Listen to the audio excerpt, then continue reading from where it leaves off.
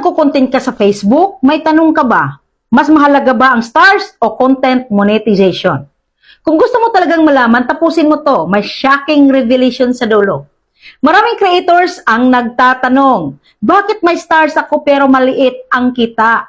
Bakit mataas ang content monetization ko pero wala akong stars?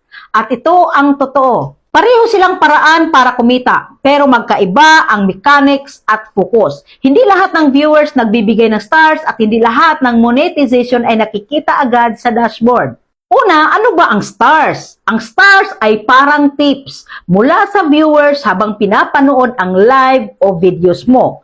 Pinapakita nito kung gaano ka ka-connected sa audience. Mas maraming stars, mas engaged at loyal ang community mo.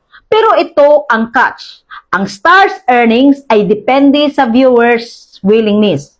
Pwede kang may libu-libong views pero maliit ang stars. Kadalasan, stars ay emotional based. Viewers gusto lang i-appreciate ka. Pangalawa, ano ba ang content monetization? Ito ang official ad-based revenue system ni Meta. Naka-base sa watch time, engagement, comments, shares, saves.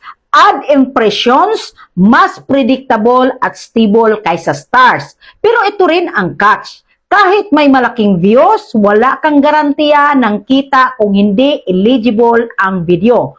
Focus performance ng content, hindi gusto ng audience. Ngayon, dito sa kalagitnaan ng video, marami ang naiiwan sa question. So ano ba ang mas mahalaga talaga? Stars ba o content monetization? Ang stars ay loyalty signal. Ang content monetization ay revenue signal.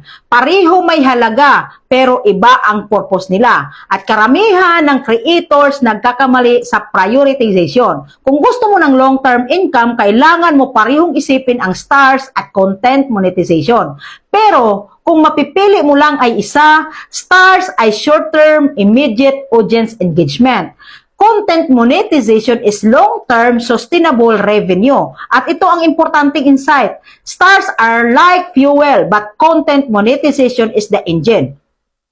Fuel makes the engine run smoother. Pero kung wala kang engine, fuel lang, hindi ka makakalayo. So ito na ang sagot sa tanong. Mas mahalaga ang content monetization kaysa stars. Bakit? Kasi ito ang predictable at scalable source ng kita. Stars is just bonus, engagement, recognition. Monetization is ang tunay na pera sa bulsa mo. Pero tandaan, mas malakas ang kombinasyon ng dalawa. Loyal viewers plus monetized content equals stable at malaking income. Kaya para may pagkakataon ka, magka-income ng stars at content monetization, gawin mong value at engaging ang content. Natulungan ba kita? Like, follow, and share.